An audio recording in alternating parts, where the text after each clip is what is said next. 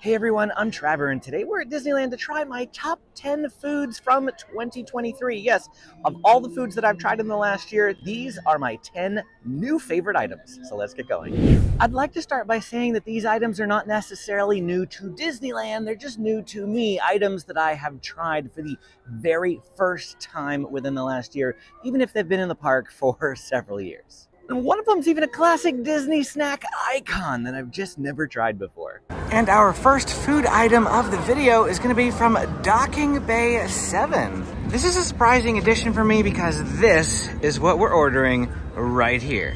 So even though this is the first item of the video, it's actually the end of the day. Can you tell? Because we're getting this item for dinner.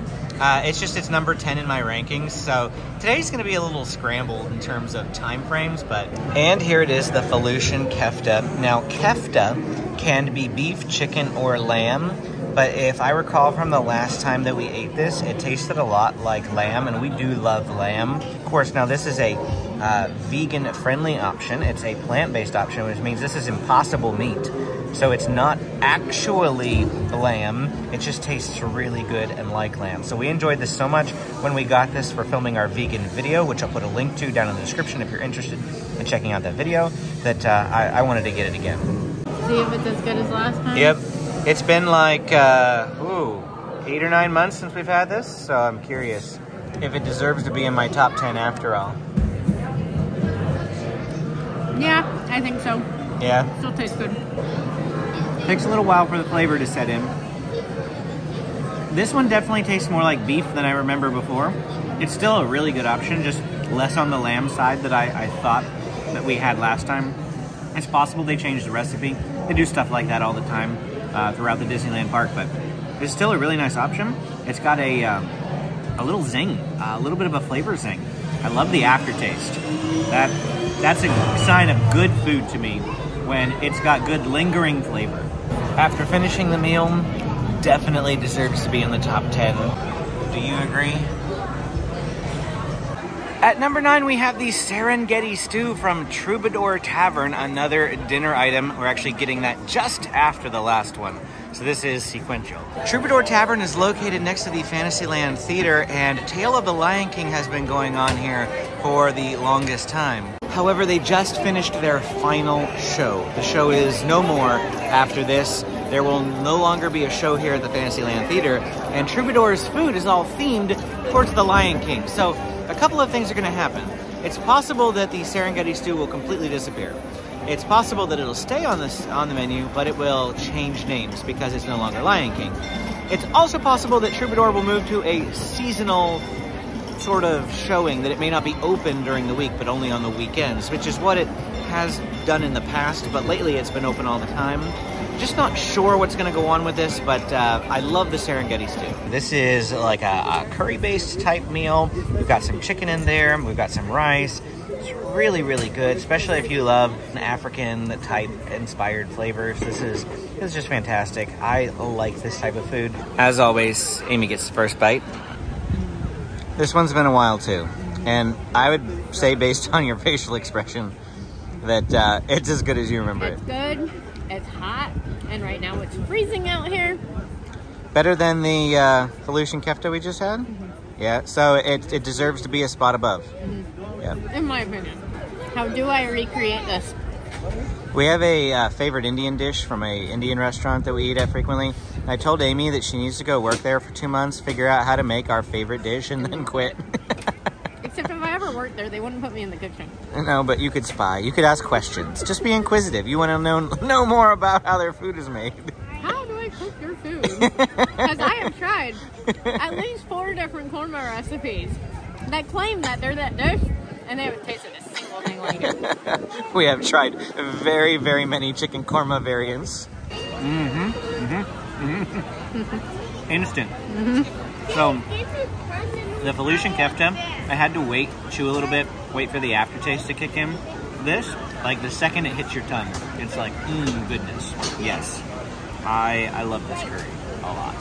And for number 8 on my list, we find ourselves at the Jolly Holiday Bakery Cafe. You knew we were gonna end up here at some point throughout the day, right?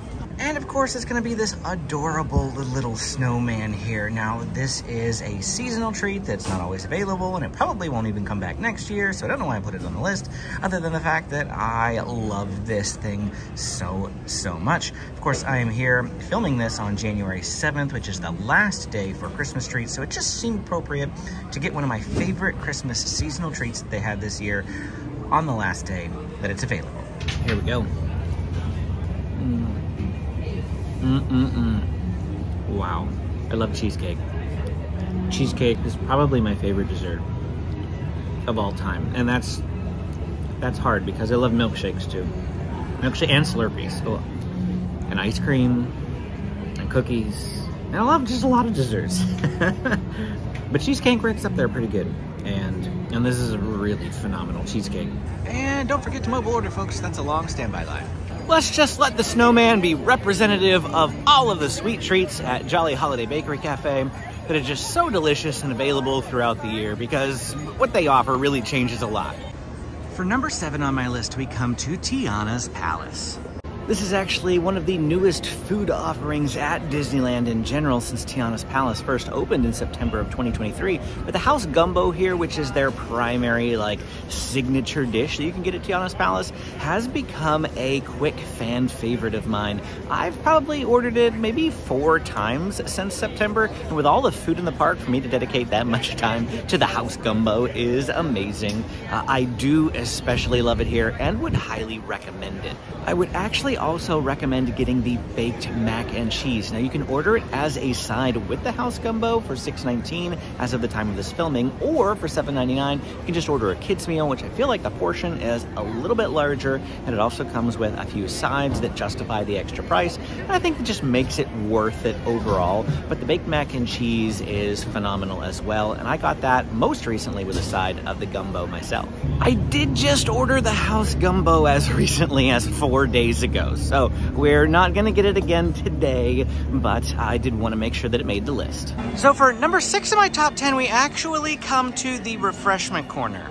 The real number 6 is the violet pretzel, which I got for the Disney 100, because that thing was just amazing, wasn't it?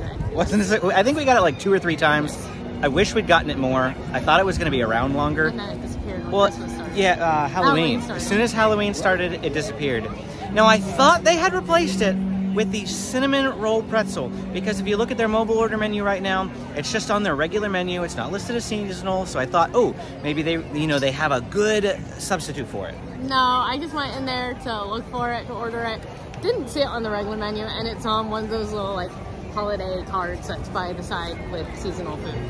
So unfortunately, we decided not to order it today because today's gonna be the last day. Yeah, I gotta say, it's disappearing after today. So however, the base for both of those, the base for the violet pretzel and the cinnamon roll pretzel, is actually the cream cheese pretzel, which I have talked about here on the channel a couple of times. It's my number 1 pretzel to get from Refreshment Corner. Here's a look at it. It's nothing to look at, which is why the other 2 were kind of better, because they look prettier.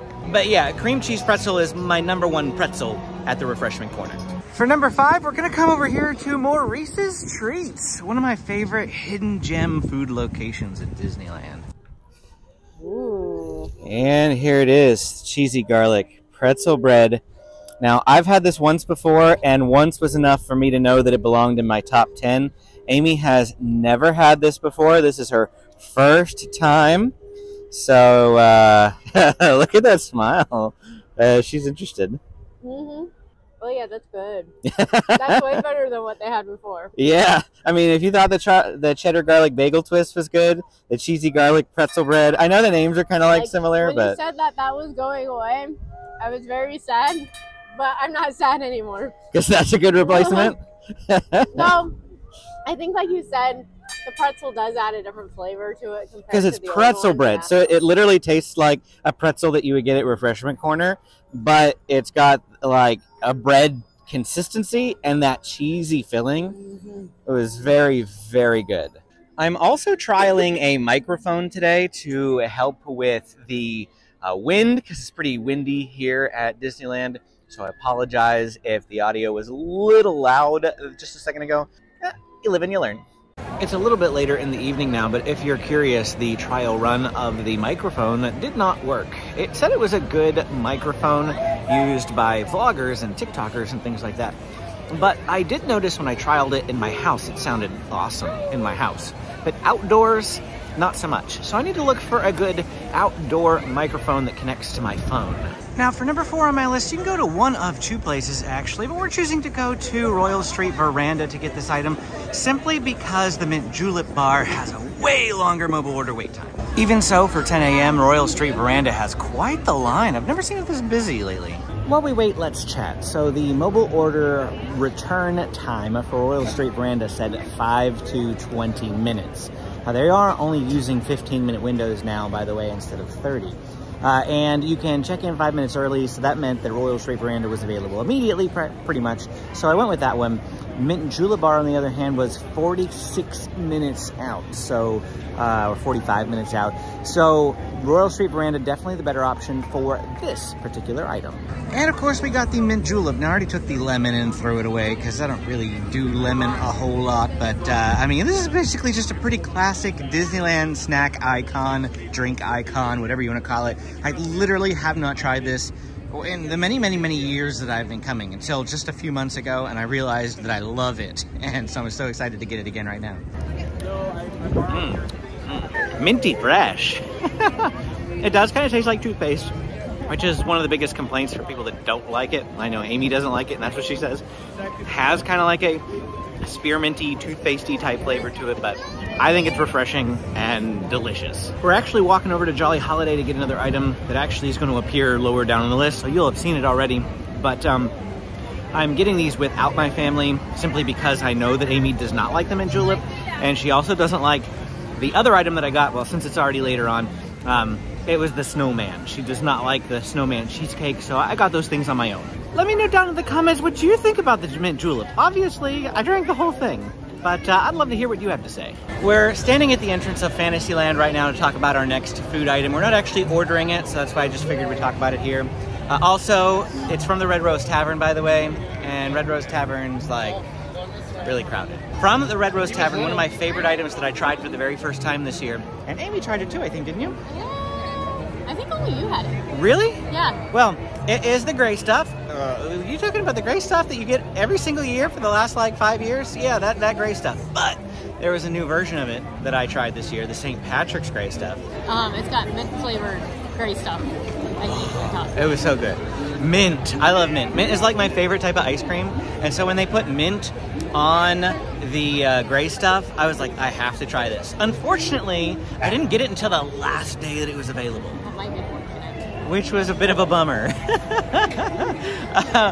But this year, I'm gonna try to get it multiple times if it comes back.